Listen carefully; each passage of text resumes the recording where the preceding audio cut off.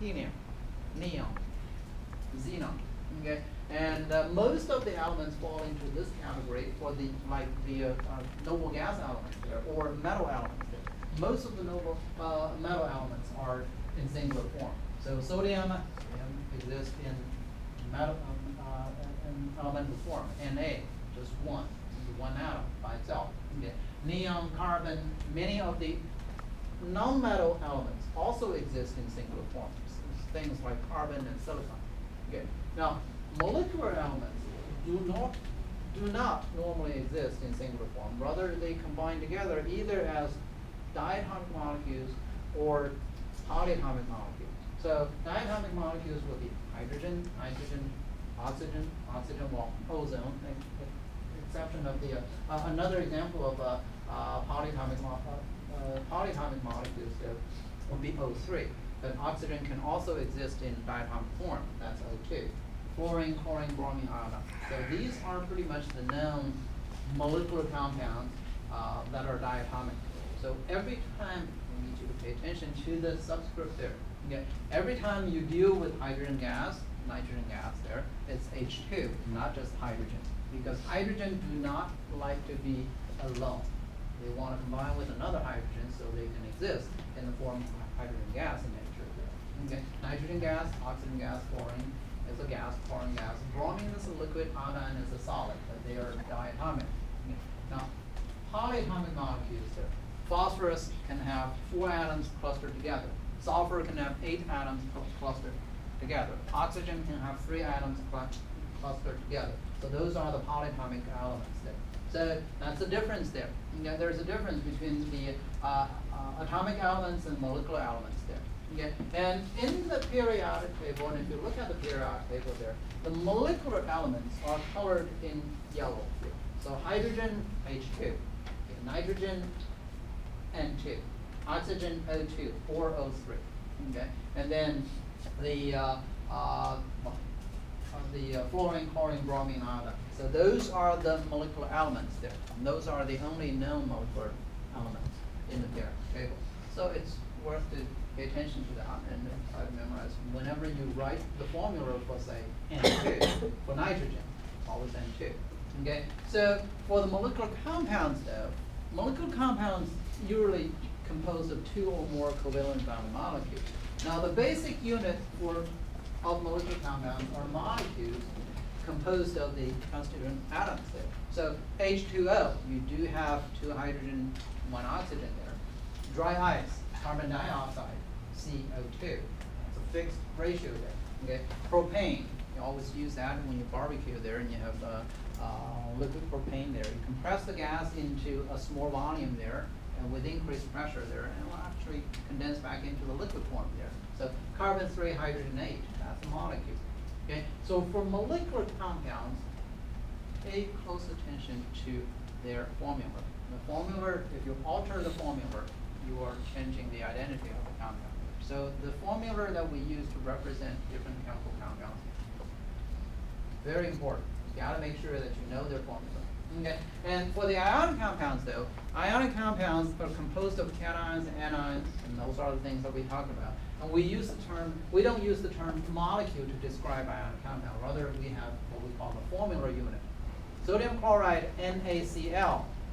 That's the formula unit representing the simplest whole number ratio between sodium and chloride ion. Barium chloride, CaCl2. You don't have a molecule of CaCl2. Rather, each calcium takes 2 chloride ion with it. So the simplest whole number ratio is 1 to 2 between calcium and chlorine. And it's 1 to 1 between sodium and chlorine. Okay? So the formula that you see for ionic compounds represents the simplest whole number ratio. And we don't use the term formula, we don't use the term molecule to describe ionic compounds there. Now, we do have what we call polyatomic ions there, and going back to chapter 2, page 8. These are the 16 polyatomic ions that we need you to know their name, know their formula, know their charge, meaning you have to memorize it. You will be tested on this information on Thursday, so make sure you take the time and memorize those polyatomic ions there. In this particular chapter, you will find a very large table with multiple, more than 16 polyatomic ions in there. Now, we don't need you to memorize all of them, at least not for now. When you get into chemistry major, you will have to know all those different types of formulas there, the polyatomic ions there. So you will probably have to memorize them later. But for now, we need you to memorize the 16, the least amount of the polyatomic ions we need you to memorize. Those 16 ions listed on page 8 of your chapter 2 learning objective. So in this particular case, NO3, nitrate ion, bears 1 negative charge.